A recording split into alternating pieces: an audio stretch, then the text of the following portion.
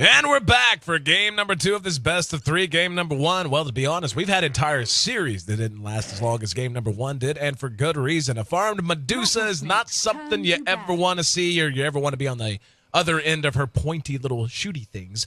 And unfortunately for Rising Stars, they discovered that firsthand. We saw Medusa get up a rapier satanic there at the end. But to tell you the truth, as well played as the Medusa was by Luo, it was really all about the supports in that game 1. And that's really what allowed Rattlesnake to do what they did. Rising Stars led that game for the majority of it. We're talking 30 minutes they were ahead in gold and in experience. But there was always this sense that Rattlesnake was just ahead. You just had this idea that, you know, Rising Stars, even though they kept doing what they needed to do to extend the game, Rattlesnake was just waiting to pounce. And as soon as that rapier came out, that's exactly what they did. Phenomenal play out of Sag in particular. And, you know, we talked briefly about, you know, Night Stalker and what that hero does and doesn't accomplish. We saw CTY struggle on the hero yet again. This time, though, it's going to be a totally different look as we see the draft well underway. Timbersaw, Clockwork, and Rubik leading things off for Rising Stars. Going to see Naga and OD, a throwback to 6.78, coming out from Rattlesnake to break down the ins and the outs of the draft. And, of course, for all of his insight and analysis, welcome in again, Mr. Ben Merlini Wu. And Merlini, man, I mean, it's fun to see a Medusa just win on the back of a rapier, you know, and all that farm and so on and so forth. But, again, really the heroes of that game were without a doubt the support players. Of course, Clockwork was of immense value, and in particular, the Vengeful Spirit played by Sag. Yeah, those support plays was really, really game-breaking. And without their force stats, without those defensive swaps, Dusa would have just fallen time and time again, especially with the lockdown from Sylar too. So I think that they Rising Stars, their supports need to step it up too. They had like decent early game too, but just not enough. And you really want to be like really far ahead when you play against a Medusa. Absolutely. I mean, well, the thing about the Medusa is she does tank up, and we saw a pretty predictable build. I mean, whenever you see a Medusa come out, you know she's going to go for those big damage items. Usually, well, I can't say really usually. I mean, a rapier is never freaking usual, but some kind of big damage item, be it an MKB, be it a rapier, whatever, that's usually going to come later. And the way that she was built was really just brilliant, but pretty much expected, just an all-around stat increase. I mean, we at one point it was plus 50, plus 100, plus 50 in terms of the stats that she had built for herself. And, of course, that feeds the mana shield, makes her tanky, so on and so forth. But they had plenty of opportunities to really capitalize on that. They just could not shove Luo out of lane. They ended up feeding a bunch of kills to Luo, or at least to his laning partners early on. And, again, even though Rising Stars, by all the metrics and all the graphs, was ahead in pretty much any measurable way, you just knew, you could feel it. It was palpable within that game that Rattlesnake was in control of their own fate much more than Rising Stars was. And that turned out to be the truth. We're going to have another hard farming carry coming out for Rising Stars. That's going to be Spectre this time. Not quite as hard a carry as Medusa, but certainly not one to sleep on. And with the Timbersaw and a Clockwork out, we've seen the success a Spectre can have just using Haunt and then Reality to jump in and out of gank attempts, in and out of team fights, allowing her to not necessarily split push. She's not the best at that, but she is great at just farming up, slow farming, so on and so forth, then jumping in with maxed out Spectral Dagger to get a kill. So Rising Stars is going to have the option to either play for the late game or to go ahead and try to capitalize on mid-game potential. Yeah, I hope they don't like just AFK farm the whole entire game with their important heroes such as Lifesteal last game, or if they are going to do it, Spectre is much better suited at doing so, much more effective at split pushing too. So Rising Stars, they're taking a lot of heroes that were problematic for them last game. Timbersaw just outputting so much damage, and he got that really fast bloodstone. 1-2-1 just played amazingly well on Timbersaw last game. And Clockwork too. Clockwork didn't hit as many hook shots as he could have, but he still played really, really well, forced started into a really bad position. So it looks like they identified those as the problem heroes and are going to take those for themselves. Rubik, just a standard support. Lion, I think being picked up this early is really good versus Timbersaw. He's susceptible to magic burst as well as long disables. And they have a ton of magic damage to deal with them too. Reactive armor not going to be too effective versus an OD. Yeah, it's looking at this lineup from Rattlesnake. It seems a little all over the place. I'm totally okay with it. I mean, Mirana, we're seeing more and more carry Miranas being played, and it really does work out. I mean, she's a great hero in her own right. Gives you a lot of aggressive potential with Moonlight Shadow and all this. They feel basically, when I look at Rising Stars, BKB on Timber and Spectre is just going to bork them completely. I mean, Naga Siren is going to be able to ensnare them through Magic Immunity, but OD shut down by BKB. Lion shut down by BKB. Mirana, her defining characteristic until she gets very late game built is her Sacred Arrow, so shut down by BKB. And depending on how they want to lane this out, I mean, obviously the OD one would think would be mid with the duo supports of Naga and Lion, two heroes that can roam very well. Lion with his two disables, Naga Siren, of course, with Ensnare, a disable that is just truly one of the best in the game. That is always, it's one of those disables that makes you want to throw your keyboard, because so long as she gets the animation off, it's going to complete, so she can ensnare you from what feels like the freaking well half the time. But the Enchantress coming out for Rising Stars, I think that jives with what they're up to. What I'm curious about for Rattlesnake is, are they going to do what they did last time and just go ahead and pick another extremely hard carry and just rely on these front four to free up space? I guess they could. I mean, their lineup's really flexible right now. They can just go team fight with Naga, OD, and whatever they want to pick last, maybe like a Darkseer or something like that, or THD. They can also just go for mass gank. Lion very good at ganking, Naga Siren and OD very good at setting up for arrows, so they can go like a bounty hunter route and try and keep the Spectre down. Although that's a little bit more risky, they can also just go for late game and just try and out carry the Spectre without OD +1. So anything's open for them. It's going to be, one would seem, with that Clinks. I'll tell you what, I miss some Clinks play, man. I remember the heyday of Clinks going back to like D2L Season 2, if I'm not mistaken, was when we really saw Clinks just, picked a lot by certain teams. And, certain names come to mind. Black, for example. Black's Clinks, just out of this world. Arguably the best Clinks in the world, though, was Funnick. Funnick's Clinks, he would, just go into an off lane. Every time you looked at him, he'd be at a quarter health and trying to tango himself up. And he'd somehow always find himself a 15-minute set of treads and an Orchid. And then he would just get 38 kills or something ridiculous by the 20-minute mark, and the game would be over. So we're going to see Luo actually farming the Clinks out. And Luo did really well on Medusa before. And that's kind of was my next big question was, how are they going to play this Clinks? I mean, the laning phase is not what it was prior to 6.79. So the idea of just going, okay, Clinks is now our offlaner. You just don't see that too much anymore. You don't see dedicated offlaners. There's so much lane switching and rotations that you kind of want to make sure that the Clinks gets a good start, so maybe you build a certain safe lane composition around him and then just try to get something disruptive done with the off lane. Yeah, the problem for Rising Stars is they can't keep the Clinks and the OD down. They don't really have a lineup for it. Clockwork takes too long to get rolling, and he also loses in lane versus both of them. Spectre is going to be in the safe lane. He can't really gank until 6. Enchantress may be able to do so, but not with it's not against like a Timbersaw too. Timbersaw doesn't really fare too well versus Clinks nor ODs, so their lanes are going to be like lackluster in their matchups. I think their lineup's not bad. It's just their laning phase is going to be really poor, and one of those two is going to get farmed no matter how they lane. They can just solo OD, solo Clinks, and just have the other 3 in one lane. And so I think Rattlesnake is going to be fine in their early game. Mm-hmm. The Enchantress is, and we've seen this before, Merlini, and this kind of plays in and builds upon exactly what you just said, is they have a composition that's good at a variety of things, but that Enchantress, and so often this is the case with her and Chin both, you're really just reliant on getting something accomplished in the first 5 to 6 minutes of a game with that hero. Otherwise, they kind of become a liability. I mean, yeah, you can tuck them back in the jungle and let them do their own thing and maybe get up a quick mech or whatever other item you might want to rush out on them.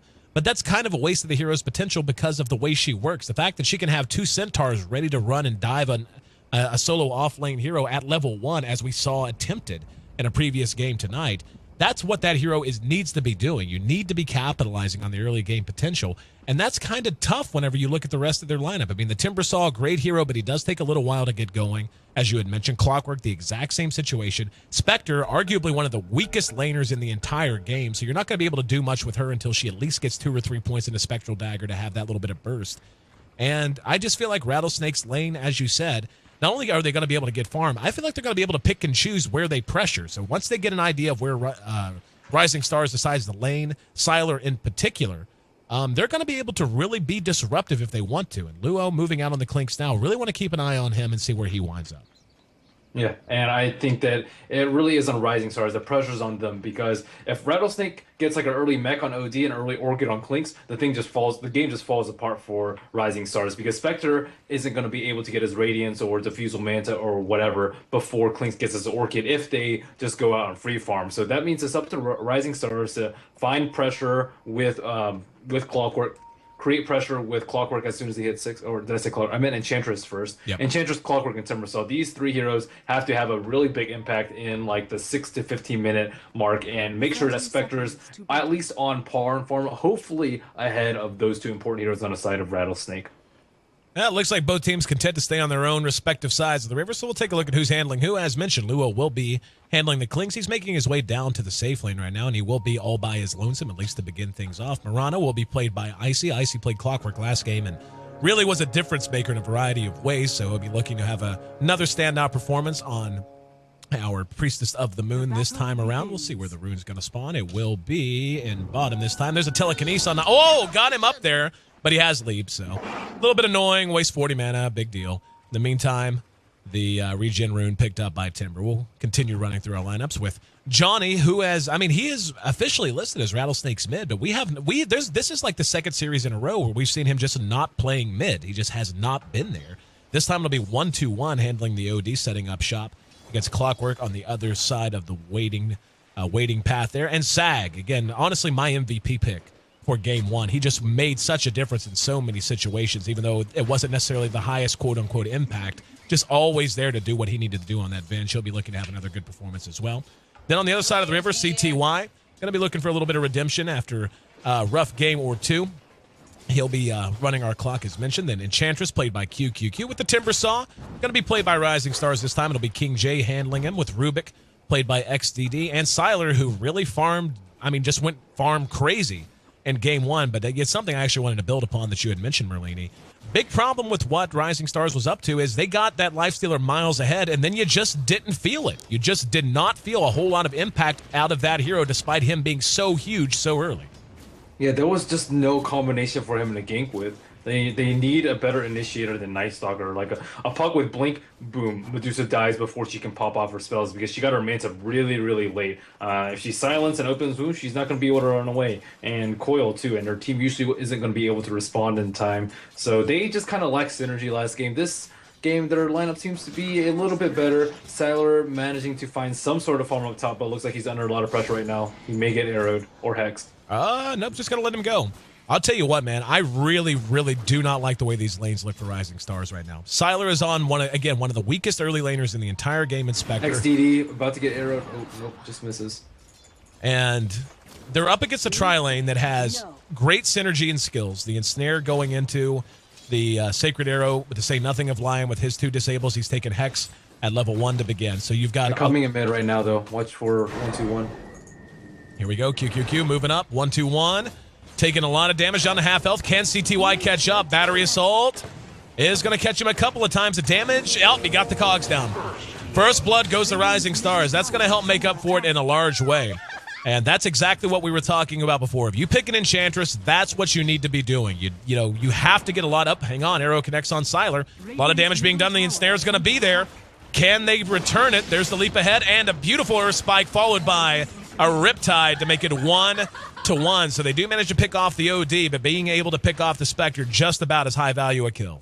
Where was XDD during that whole engagement? His carry is getting dove under the tower with 3 heroes, and I don't know why there was no telekinesis. Also, Siler needs to pick up a magic stick ASAP so he can try and survive these ganks, or a Pro Man Shield. Any of those would help him. He just needs to buy as many early game items as possible. XDD could potentially die here. If he gets netted arrow, they're just going to right-click him to death, especially without Siler there. So he has to be extremely, extremely careful. Meanwhile, QQQ has picked up a Centaur too, so we may see another kill on 1-2-1. He has a DD.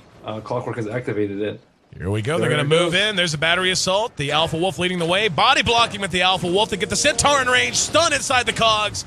Very well played from Rising Stars. Another extremely high value kill, and QQQ is basically making that Enchantress pick pay for itself. And again, such a key factor whenever you pick that hero. Make sure that you get a lot done early, living up to that standard already. 2-1, Rising Stars in the lead.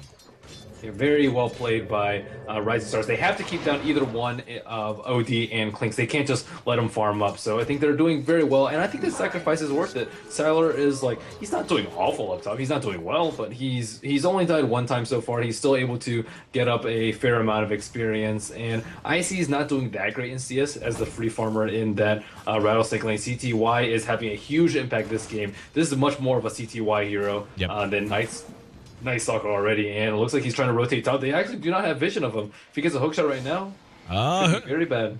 They got to take a shot at it. There's Spectral Dagger on the ice. He looks like he thought better of it. One thing... Sag gets invis too, so that will make him safe. Just to build upon what you had said, Merlini, the idea they have to pick one or the other, the OD or the Clinks to hold down. You know, trying to gank the Clinks, I mean, that makes it a pretty easy choice in a lot of ways. 1-2-1, woo, hook off the mark, just barely swung wide by CTY. XDD also got initiated on top. Sag gonna be telekinesis back. Sylar's there, and the Earth Spike buys enough time. Johnny absorbing a bit of damage. Now we're gonna see Sag go ahead and salve up, and it's immediately popped out by a rocket flare tossed out from mid lane. And tell you what, man, CTY is like a totally different player on this hero compared to Night Stalker. Night Stalker, he just kind of wandered around, and you got the impression he was always trying to figure out where the right place to be was. On Clockwork, he's just a terror, man. He is just a terror of these lanes.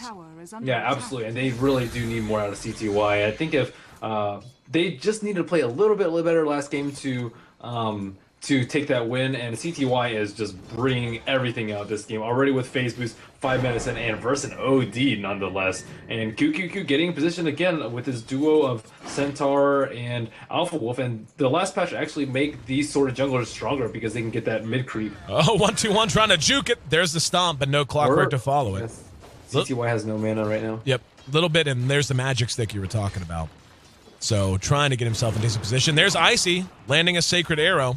And they're XDD. looking for QQQ though. QQQ, I don't even know if they have enough damage to kill him. Level 2 Impale and level 1 Net and level 2 Riptide. I don't know if he pops a... there's the Hex. Yep, and there, yep, QQQ. Oh, nice stomp, but just enough time caught everyone. The Centaur sacrificing itself for the greater good of our lovely Enchantress. Same with the Alpha Wolf. Failed gank and Rattlesnake. Definitely, I mean, you know, they're not in terrible shape or anything, but Rising Stars, this is just a lineup that suits them so much more. And yeah, not just on CTY, but even the Spectre who's struggling up here. Sylar actually has found some decent farm now with all this rotation. Sitting at 24 CS, that's a little remarkable, given how much... Really good play by the Enchantress there. This is exactly what an Enchantress is supposed to do. Draw pressure off the other lanes, make them react to you. Now the supports are forced to run around, and they can't keep Sylar down anymore. Sylar actually finding time to breathe. Mm-hmm. And this is what I really didn't like the way the lanes were shaping up, because Clinks was getting all the farm he wanted. And yes, they were holding the OD down, but at what cost was the question. Spectre seemed to be having trouble, but now that he's found some room, XDD is finding some levels. He's almost level 6 already, and that's at 7 minutes in, so he's going to be of a very high value very soon. And that's something we haven't even talked about. He's got some good spells to steal. They need wards out on Rising Stars right now, because they're the one that needs to make things happen. Tried to ensnare while the arrow was mid-flight, and they may end up feeding a Death Ward. Nope, very nice Earth Spike, buying some time and allowing them to retreat. XDD actually just about died there. And Sag, once again, man, we're just 7.5 minutes into this game. He has already landed 3 very high-value Earth Spikes that were not the easiest to land. Right there, saving his buddy for sure. I'm surprised that these two heroes didn't actually wrap around. Like, if they just go behind, they just crush them at tower. There's like... Well, if you hookshot a lion and cog him, he's dead. Like, there's no way he's gonna get out. Bottle out on Mirana. Arrow coming, hits XDD. There's a hook, gonna counter initiate though. TP's gonna be coming in. There's a Hex on CTY immediately out. And here comes the Naga Siren. CTY with the battery assault chasing her down. Might end up getting a kill because of it, and will. So easy to underestimate just how much damage max level battery assault can do. And that Naga Siren, not going to underestimate it anymore. Rising Stars taking a tough loss in game 1, comes out with all guns firing here in game number 2. 3-1. They're going to take the first tier 1 tower. Down it goes. And really living up to the lineup. That's a Midas coming out on the Spectre now. Rattlesnake should recognize this, should see this coming, or as soon as it winds up in the inventory. Really think they need to apply the pressure. They need to not try to play the farm game against the Spectre. Just doesn't make sense with it. Luo's going to get it too. Oh, wow. Or Luo's going to get a Midas. Oh, wow. How did that cog pull him in and trap all the creeps out? That's so lucky. What in the world? Yeah, I got there just in time to What see. was that? A very fortunate one would be the correct answer, but that's really, yep, it is going to be a Midas coming out on Clinks. And, you know, Midas on Clinks, I understand the attack speed's nice. Clinks is a hero who wants to blow heroes up early. You want him to get ahead early. I'm just not sure about that pick. Carry you like that. Yeah. I agree. I think, like, if you want to play that way, then you pick something else. Clinks, Right. you run around, you kill people with Orchid. You play it Funix style. Yeah, And exactly. Funix, one of the best Clinks in the world, no doubt, like you talked about earlier, and he doesn't really deviate from his build. He just goes Orchid and Treads, and then sometimes BKB after that, or sometimes damage. But most of the time, it's just Orchid Rush, because you have to keep up pressure. There's not really any point in picking Clinks if you're just there to carry. I mean, he does like do decent damage versus BKB, but so do plenty of other heroes. If you want to just anti-BKB, you just get like a melee hero with Bash and farm it up that way, or like an Alchemist, right? That's the strength of the hero. Clinks is like better lane control, I suppose, but his strength comes from Death Pact, being able to run around with Skeleton Walk and just kill people with Strafe. Looks like they want to get a kill on King J right now. Does King J scout out the gank coming? Here we go. Luo's up in front under Skeleton Walk. Sag will go ahead and engage. There's the Hex. He'll have Earth Spike ready right now. Strafe doing good damage and Snare there to secure the kill. Well done. Clinks getting the kill there. That's certainly going to make up for his death, at least in part. And something I do want to mention about Clinks, just to build upon what you were saying, Funix style. One thing he used to do back when MKB guaranteed that you would not miss from the low ground when you were sieging the tier 3s, if he wasn't able to just flat out win Empire the game, and this, we're talking about the era when he was a standout star for Empire before finding himself a Na'Vi. Icy and Danger on top. Yep. They do have Dust. He does have Moonlight Shadow. He already popped his... Yep. And there's the Dust. Gonna go ahead and leap away. Is it enough? Nope. XDD is there. And CTY gets himself another kill. At this point, CTY is sitting at 4-0-1, a complete standout. I am going to finish my thought, though. One of the things you can do with Clinks is you can actually turn him into a split pusher if you're unable to just flat out win your team the game by 30 minutes. Funnick used to do that all the time. He'd build an MKB and then start to tank up after that and would do nothing but just split push like hell.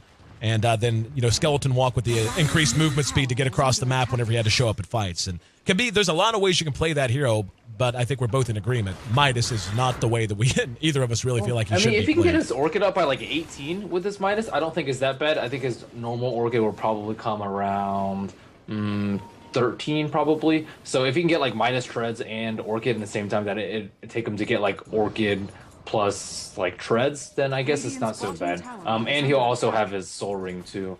So, I don't know. I don't like it right now, but it may end up paying off when Johnny just gets picked off. Yeah, really, not even a point to commentate that. He just can't even say caught out of position. It was just good movement out of Rising Stars. And yeah, blown up before there was much of anything to be said. I mean, 2-6, Rising Stars in complete control of the map, even more so than anything else. They have a 3,000 gold lead with only one tower down. The experience beginning to favor them as well. OD has picked up his Force Staff, however. So 1-2-1, likely to start getting active sometime in the near future. trying to go for a hook shot, but he has Force. It shouldn't matter. And very timely pick up.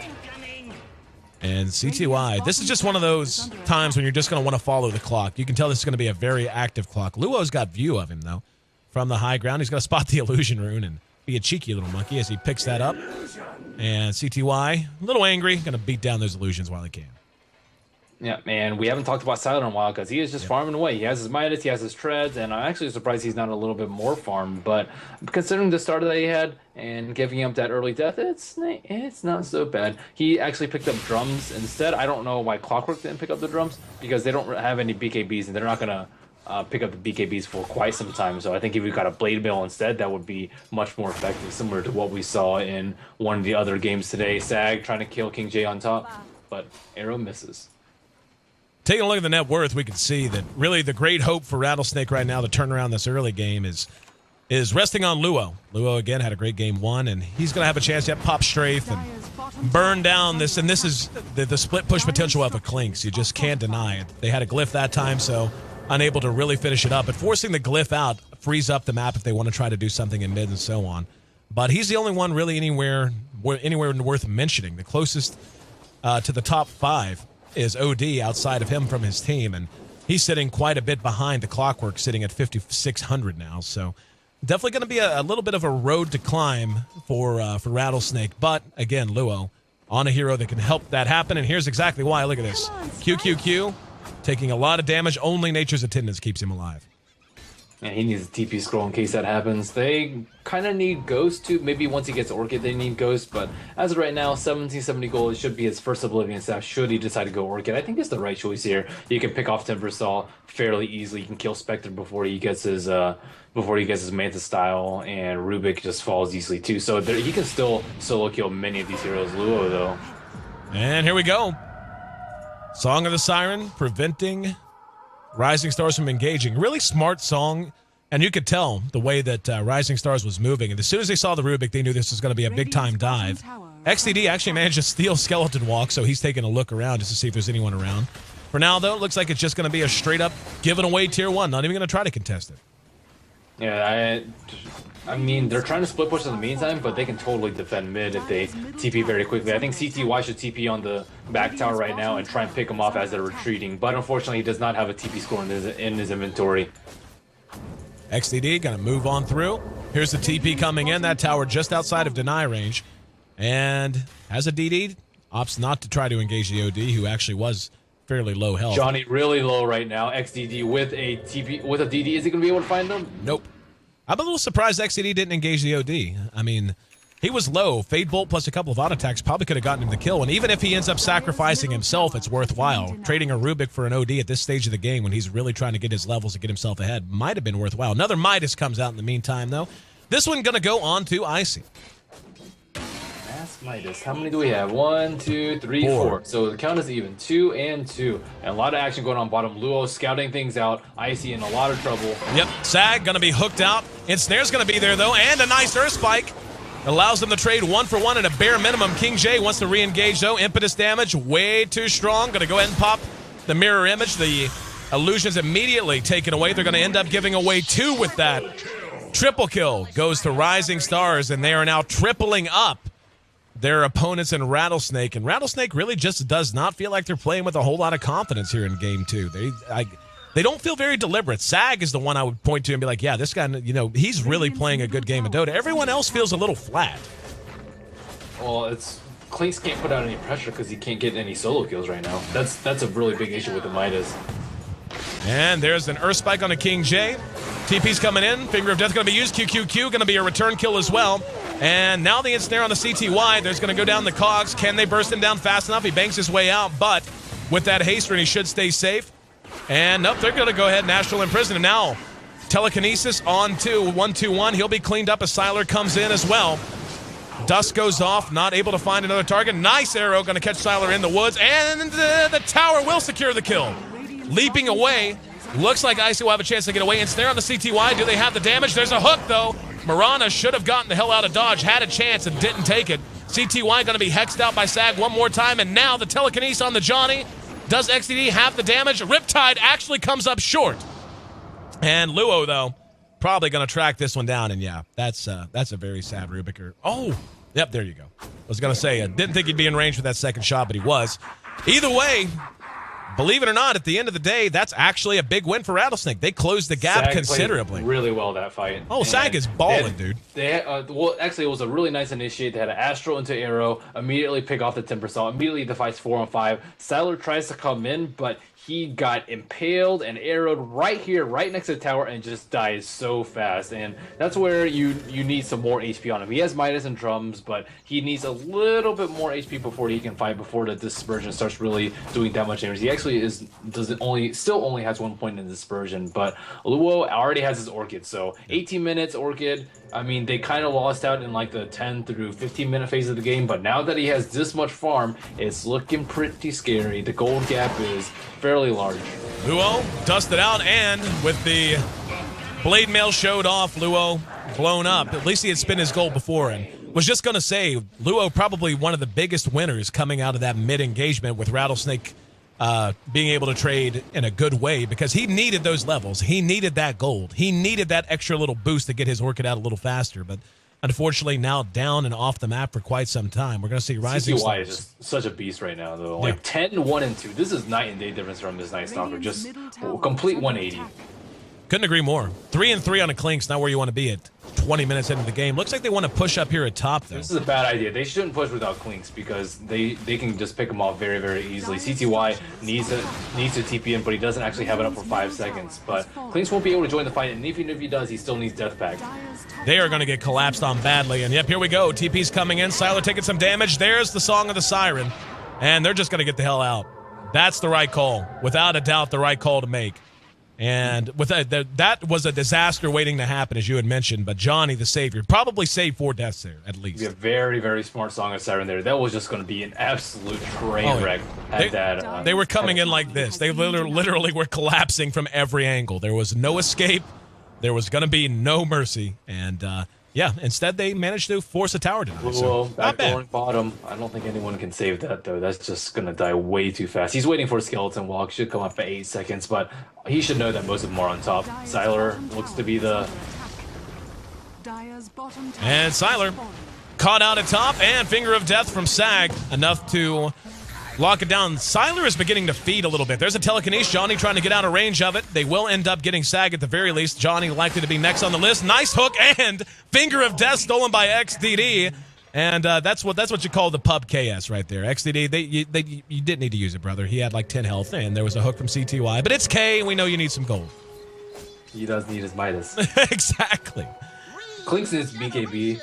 Once he gets BKB, he doesn't care about the Blade Mail, doesn't care about Timber Saw, doesn't care about Rubik either, and just blows them all up with the Orchids. So he needs that as soon as possible. And Clinks is becoming a pretty big factor. Yeah, sure, he just died at CTY on bottom, but all things considered, he has 10,000 net worth, 8,800 on CTY right now. And I don't think we'll see a mass Necro book this game either because he can just Death Pact it. So it's really good versus Invis heroes and versus this sort of lineup that won't get BKBs except for the Clinks. But yeah, it's just gonna get eaten most of the time. Bluo trying to find a kill on top, but getting scouted out. Siler, he has to spend his money. He's died twice now without spending his money. Yep. And if he just gets a drums, he probably survives, or at least like buys time for his team a little bit longer. But I guess he just wants to go for a Radiance. Midas Radiance and he dreads. Here in mid, Astral Imprison onto 1. He'll be coming out right now. King J hexed out immediately. Follow-up Earth Spike E on the way. And right now, unfortunately, Luo, he really needs... Yeah, he's getting his BKB up. I still don't like that Midas pickup at all. I mean, I just like... I don't... Why is King J out here? He's like past the river. They have an Orchid. They have a Lion. They have really long disables. They also have Astral Arrow. Even if those two aren't there, they have Net Arrow. There's like so many things they can do to him. He should not be pushing past the river by himself. And he's 0, 3, and 5 right now. He's died way too many times. And the time they smoked on bottom, he like kind of knew they were there, but he's like, I don't see them, whatever, and just dies too. So he needs a Ghost Scepter ASAP. It leaves him susceptible to Finger, but at the same time, he can still Ghost Scepter out of net as well as the Orchid Burst from Clinks. QQQ, about to die. XDD just popped the smoke, and yep. QQQ definitely going to end up dropping here. Here comes Spectre, though. They end up dropping 1. XDD wants to re-engage as a telekinesis onto 1-2-1. The TPN from Siler. Is it enough? He manages to mech through the damage and imprisons himself to buy time. Naga Siren, nowhere near. And actually did it again. Yep, is going to come back out. Finally, yep, cleaned up. And I was wondering, yeah, the Naga Siren had song, just said, you know what, the hell with it, you're dead. We're leaving your corpse for, you're an example to others. Do not start fights you can't finish. Now they have the Relic up on Spectre if he wants to get it, and I'm pretty sure he has 4,500 gold. There should be nothing else that he's getting besides Radiance. Yep. Very much agreed. 23 minutes in, and here's what I was thinking looking at, at this Clinks, and again, I hate to keep harping on it. The Midas pickup, you have strafe for attack speed, so the attack speed you get from that is not that big of a deal. But think if that money, if that gold were put towards a Daedalus, and how much more of a threat he would be, even if he just had a Crystallis up right now. Hook shot by CTY. That would have been a kill had he hit that. Yep. Unable to catch up with him, too. Moving through the woods. I don't know. I'm worried that Clinks is not going to feel relevant. I mean, he's almost level 16, so he'll have level 3 Death Pact very, very soon. Look how fast he can kill creep camps, though. Midas is small for a bulk, and then only the big one. Oh my gosh, so much gold per second right there. Come on. I miss Clinks. I want to see the old school fun at Clinks where you pop strafe, throw out person that you're attacking is dead before they can even turn and run. That's what I miss. Smart medallion pickup by QQQ. He went Midas, but he actually did not go for the Scepter build, so it's not greedy because they know they have the Spectre for damage, they have the Timber Slot for damage. He does not need damage, they just need utility out of him. The only problem is that Midas doesn't actually synergize well with anything on the lineup. Sylar doesn't do that much physical damage, it's almost all magic or pure. King J is almost all pure too, so it's not like the best thing, but if it gives him a free Aegis for big ol' Sylar right now, who has his Radiance, then by all means. So if they get this right now, and then they haunt in with that Radiance, they'll completely take Rattlesnake by surprise. They use a glyph, they definitely want to defend this right now. Sylar, pick up your Radiance, go haunt in, be a man. Do it. Strafe pop by Luo. There's the Radiance done. And here we go. Hook's going to connect onto Sag. They managed to get the Song of the Siren off. Looks like they're ready to get the hell out of dodge. And yep, they're even going to blow the Mirana ulti. And unable to pursue them out. Sag was very close to that. Actually, they are going to get one. That's going to be Luo, the one that they really don't need to have picked off right now. And yeah, Sag doesn't have a TP. They may find him though. It looks like XCD is looking for him. And they scout with Dagger, bro. Oh, he doesn't have enough mana for Dagger. Is Sag actually gonna live here? I don't know. I guess so. Better build himself a while, though. Yeah, I was gonna say better build himself a tent out there and learn to eat wood bark because he's not going anywhere anytime soon. The Tranquil Boots. He's gonna get to full HP though. The Tranquil Boots that you hate.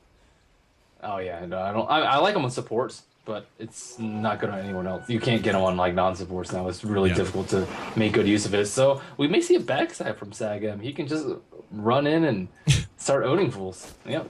He's bypassing a creep wave. Looks like he will escape the stage. Patience is key. Ninja style. Sag grabs his TP and flips the big old finger. Same old finger that he uses to. Oh, wait, no. He gets spotted out by a creep. Gone. All right. Tier 2, top, being pressured now. I think they just bait out Sylar. Like, if they go kill him, they're going to lose the fight, though, because of dispersion, because of the Aegis. So just bait him out, maybe bait out, like, a finger, an arrow, an astral arrow, something like that, a net arrow, and then counter-initiate with CTY and then just blow them up. That could be their win condition right there for this fight. Luo is still farming. He's kind of close to BKB. He has got to stop dying, though. I mean, if you go Midas, you farm it up. You don't, like, just die without death pack like he's done a couple of times right now. No Midas, man. No Midas. Wish he hadn't built it. Oh, Gem on CTY and Aegis. Jeez. Here we go. Sylar right on top of Icy. He will be able to back off. And Johnny's going to throw out the ensnare, but the leap stolen by Rubik. They're going to be forced to... Oh, he's arrowed right now. Are they going to do anything now? This is going to be easy tower, though. Look at Luo just melt this tower, though. My goodness. No glyph. It's actually got a weird kind of beat to it. They have to take down this tower right now, or he's going to pressure to T3. So. Oh, there's a hook. Hook. Actually, he hooked an illusion. And they're going to go ahead and back off now. So they should end up trading tier 2 for tier 2, and they will. And his Clinks, he's still got about a quarter time. He's got to make up his mind. Is he going to TP home? That was such a risky TP. If he gets caught by Sag right there, if Sag just forced and hexed him right there, he loses his Aegis as well as the second life. Yep. Because they can just follow it with an arrow, and then, oof, that was just so risky. He has to TP in the fog in situations like that. But they still, I mean, all in all, it's just a T2 for a T2, and Luo is closer to his BKB. Does he actually have it right now? Yep, he has BKB. So now things are looking up for Rattlesnake. The gold graph is 5,000 lead of Rising Stars, but it's not that big of a difference until Spectre gets his like 1 or 2 next big items. Yep. He needs like Manta style. He can split out an Orchid, and it gives him some HP too. That's probably the best choice for him. He can go Heart too, but Heart is it's meh right now. Lincoln picked up on Icy. Really like that if they want to throw it onto a hero like a Clinks or like an OD whenever they want CTY. Yep, CTY caught out. There's the immediate Orchid and the finger. Nice! Earth Spike caught a couple, and OD. 4 staffs on top of XDD. What a turnaround. They might get 3. They got the Astral Imprison off on QQQ. Running for the Invis. Do they have any detection? They do not. Oh, where's the gem go? No, there it is. Okay, apparently they did. I was going to say.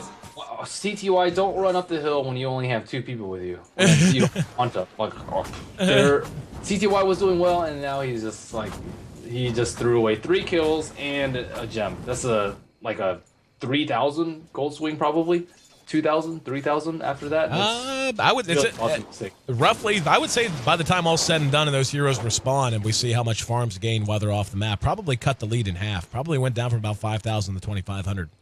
Yeah, all they need to do is just wait out for the next Aegis, let Siler get it, or just take a fight with Aegis, like either one of those. But he didn't have Han up. There was absolutely no way that Siler can get there for that fight. So that's really all on CTY. 1 minute left until Roshan respawns. Siler still trying to farm it up. 3,500 gold in his inventory. 2,800 gold sitting on Johnny right now. So if he wanted to buy a minus, he would have a while ago. We'll have to see what he wants to pick up here. Possibly looking for more damage. Could go something like it. If he uses actually up to 3,000 now.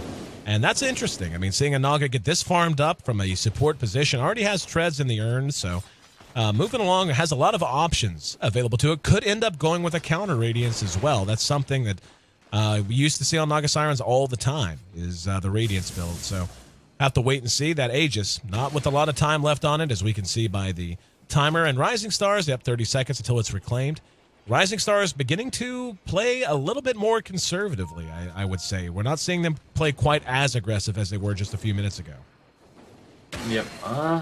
So Rising Stars, they don't have the gem right now, which is not good at all. I mean, Clinks hasn't been like searching around for solo kills that often, but now that the gem is gone, he definitely can. So it was like good to dissuade Rattlesnake, but now that they lost it, like, I think that Clinks is going to go on a tear. His Midas may finally pay off, and he has the Chrysalis too. And Rattlesnake smoked up just a smidge. Let's see if they can find someone. Gonna take the old end around. They should be spotted here. Yep, we see the pinging coming out. And that's the Rubik pinging that out. And yep, there's Siler, who walked just now walked past the rune placed in the jungle. Looks like they want to try to pursue him out. Icy's there. And Siler's going to walk back in. He's burning down the creeps in the jungle. This could be bad. He's going to get... he's going for Manta style. He spent his there gold. It is. Nice force. Yep. Really Hex good there. wardage by them right there. Yep. Very nice kill. And now they're going to be able to collapse on the tier 2 mid. Rising Stars without Siler. Not in the best of shape. They could just give this up, I think, and then try and just stall at the T3 with Chakram, though, or just stall at the T2 with Chakram. They could potentially get slept on right now and just engage on. So they have to be really, really careful right now. And if Johnny wants to go on it, and it could force a buyback out of Spectre too, so it could potentially go both ways for Rattlesnake. Missed hook, and now they're going to catch CTY with an Earth Spike, and they're going to follow it up. There's the Hex onto him, and the Finger of Death. And here comes the buyback out of Spectre. They wanted to hang on to it. So Rattlesnake actually is going to take a win here regardless. Oh, he missed another hook. He could have canceled the Naga TP with that. Oh my goodness. CTY missed 2 hooks in a row. Oh boy. Oh boy. Well, we've talked about it. The guy's a young player with a ton of talent, but he has showed some struggles. Yep, very inconsistent. And Clinks is huge now. Like, he should be. Still mad about the Midas. Still mad about it. Not gonna lie. Siler with that buyback though, he really needs the next Aegis, and he also needs his Manta. He had a decent timing for his Midas, but like he got Midas treads really fast. He had like 2,000 gold, died twice before he's got his Radiance. Now he got his Radiance, and he died again when getting his Manta style. So Siler is just losing so much gold. I wish they still had that statistic, gold lost from deaths, and how much gold has he thrown away not actually buying items, like 3 to deaths and 1 to buyback without getting any kills. Ashel in prison thrown down. We're going to see the Force Death get him away, and the arrow followed by the Earth Spike on the King J, trying to engage in. The cogs go down just simply as an escape maneuver now, and yeah, they do manage to catch up with Clinks. That's a dumb death from Luo. Luo, he was 3 seconds away from his BKB and just caught out of position without his BKB. Now the tides have turned. Like, Clinks is down, and they can kind of force a buyback out from him if they want to do Roshan right now. They should definitely force Roshan right now. Force a buyback, and they can probably take a fight there too. But I don't know why they're farming right now. Do the Roshan, man. I don't actually know if they know that it's up. I don't think they do. Just walk in. And XDD milling around. I don't think they know Roche is up. Yeah, they don't have TB up on Siler, though. By the time they get there, it's going to be too late. Oh, they ping it out, but Siler is farming away on top. He needs to get there very, very soon. It's going to take him, 15 seconds to walk there, and then 15 seconds until Clinks comes up. But if he were already there, Roshan would be dead by now. And they're trying to do it pretty slowly. Spectre should dagger in and just take it immediately. And this is a really big break for them that Luo died there. They can't contest it without Luo. They're pinging it out, but even if Clinks buy back, he has to TP, he has to Death Pack, he has to Windwalk over there. It's just too slow for them. So Rising Stars catching a really big break. They even had Song of the Siren there too. Yep. And CTY just hooked into somebody's back again. But 15-18, and like you said, I mean, you know, Luo seems like, I don't know, maybe he's not very experienced on Clinks. Like, he's given away so many dumb deaths, and the item choice is a little iffy. I mean, he was hitting very hard once he got his Crystallis up, and he just really hasn't had that much impact despite being #1 in net worth for the last 20 minutes or so. I mean, he's sitting right now at 3-5-5. He's fed much more than he's eaten. Experience graph almost back down to 0. Gold graph 2,500 in favor of Rising Stars. In terms of who actually has the advantage right now, I say like just slightly. Rising Stars, like if I had to say who had to win this game, it's probably like 50, like just under 60-40 for Rising Stars. Clinks is a really big deal right now. Sylar, he has Manta style, so he's not actually susceptible to the Manta burst or to the Orchid burst. Just Manta out and actually. There we go. There's the Hex. Can they blow him up? Oh, he missed with the Earth Spike. He's played so well all night, and what could have been the biggest kill of the entire game, he misses with the Earth Spike. Dies. He has Death Pact on, and he almost dies to the Manta. To just a plain old illusions from Sylar, and with the dispersion, he didn't even right click him once. And now Rising Stars are pressuring bottom. Do they have enough to? Isis at half health. Aluo is healing. Looks like they're gonna get some free chops at this. And Spectre can haunt in at any time. He doesn't have his that much HP. Ideally, he'd be at full. Up Hook gonna catch Johnny out. Johnny will be killed. And they're going to rush past it. There's the impetus damage on the 1-2-1. Hook's going to be, or excuse me, Timber Chain off the mark. They're going to get this tier 3. Naga Siren down. No way to counter initiate reliably at all. Urn's so important for this fight too. Just keep beefing up Sylar and just making it max HP. Taking down Sylar twice with dispersion is just so difficult. Naga Siren getting picked off there is really huge. Very nice find by Clockwork there. They drop the sentry down to keep an eye on Clinks. Clinks cannot get into the fight. And down goes both sets of racks, and they're really taking their time and vacating as well. They're finally the Timber Chain leads the way out, but I think. Yeah, but yeah. Oh, he's looking for the chicken. Oh, they see him. They see him is the thing. Do they have a gem? No, they don't have a gem. Oh, I thought that if they had a gem right there, they could get another pick off on Clinks. That would be massive. Can't do it. Tried to do something cute with the back door. Do they have a gem yet? Oh, looks like Enchantress has one in his inventory, in her inventory rather. Yeah. Aegis despawning in 3 minutes time, so Rising Star has plenty of time to just keep on pushing. They're not really under that much pressure right now. Spectre has his Aegis. He's made a very fantastic recovery, but all that had to do was... Oh, what a hook. That had to be close to max range. Johnny blown up one more time. That had to be close to max range. Big plays and small plays this game. That one was a huge play. Yep. Fighting Johnny twice in a row. CTY, I mean, he's died at important times last game, but he's also like caused some really important deaths too for Rattlesnake. He shot that one practically from the Roche pit. I mean, that was such a long hook, and now we're gonna have 1-2-1 telekinesis back. They're gonna try to pop Moonlight Shadow. Will it be enough? There's a national imprisonment to buy time. He does drop the hammer, but guess what? King J don't care. Sylar don't care. Earth Spike. And Sylar will end up having his Aegis popped. Will they be able to hold it after he comes back up? It's going to be close. Using the Chakram. Up again, too. He has so much damage right now. Yep. Yeah, he has 3,600 gold, too. So even if something goes terribly wrong in the site, which I totally expect that it won't. Oh, they have the Glyph right now and the Song of the Siren, so they better back off quickly or they're going to be caught in a really tough position. Looks like they want to sell out on it. And here comes the rest of the team. Sag, looked like he wanted to lead the way. Yep, there's the Force Staff and the Hex. Nope, never mind. Force Staff from Rubik gets Sylar to safety.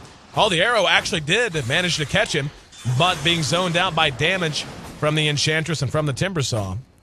So they lose yet another tier 3, but remain only one set of racks down. However, I mean, Sylar's just too far ahead. They don't really have anyone that can compete with him late game. I mean, even Icy. I mean, we have barely talked about him just because he has really had next to no influence. He's doing a little bit of range damage. He's got a little bit of survivability.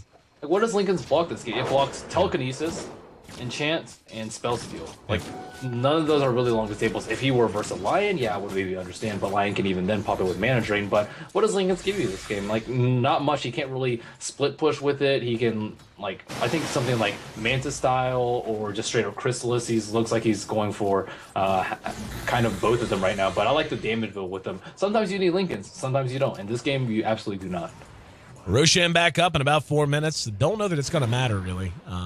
This looks to be Rising Stars' game.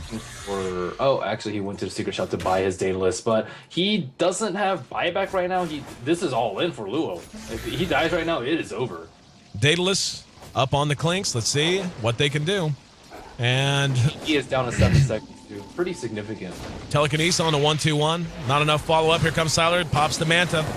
Ashel in prison, sets back the Spectre. The rest of Rising Stars. There's the arrow. Will connect on QQQ. Will they engage? Yes, they will. And there's the finger tried to use on CTY, but it was stolen by Rubik. Used to turn it around. They do manage to drop one. Jim's on the ground. Johnny's down, however. King J and Siler both still up. And Luo doing what damage he can, but again, just not feeling that influential. And the telekinesis off of the Force Staff. What a hook! As he came back to Earth off the telekinesis. Clinks, the only real reliable source of damage remaining on Rattlesnake, drops. Right there. And we see the second set of racks cleaned up. Should be the end of the game as Rattlesnake puts a punctuation mark on it. And an exclamation point. Yeah, I'm tired. Puts an exclamation point on it with that last little play to secure the second set of racks. Looks like no GG called yet, but it's all over but the crying. It's pretty much all over right now. So Naga Siren, she got caught out twice by hooks. If she gets a Force Staff instead of Relic, or Force Staff drums, that's pretty much the same amount of gold as a Relic. They live and they can hold. So this Relic payoff is actually, or this Relic choice is actually really, really big deal. And Rattlesnake just playing super, super greedy this game. And they got away with it last game because they try to keep focusing Medusa. But this game, they're being punished very heavily, like pushing buff. How long has he had the Relic sitting in his inventory? Like over 10 minutes right now. Yep. And like even if he gets raided, he's like whatever, they can just kill it. It doesn't have any HP, it doesn't have defusal, it doesn't have any move speed. So like their supports playing greedy is a really big deal. And like look at someone like Enchantress, picked up a Midas and then Medallion and Mech to help out her team. And then after they have like a pretty secure lead, she can go for something like a Scepter. And look at Rubik too. He has Arcane Boots, Force Staff, Earn the Shadows, Jump and True Sight. Nothing greedy in his inventory at all. And he doesn't even pick up a Ghost Scepter for crying out loud. And he desperately needs one for his Clinks, although his positioning has been really, really good this game. XDD, only 3 deaths to a Clinks who has BKB and Orchid is pretty astounding.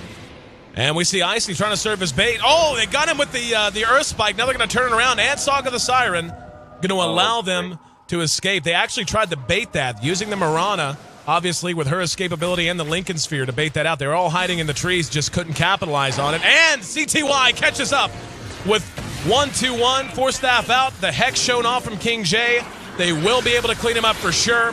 Another good Earth Spike, but don't know that it's really going to matter. Johnny cleaned up with Impetus from the low ground.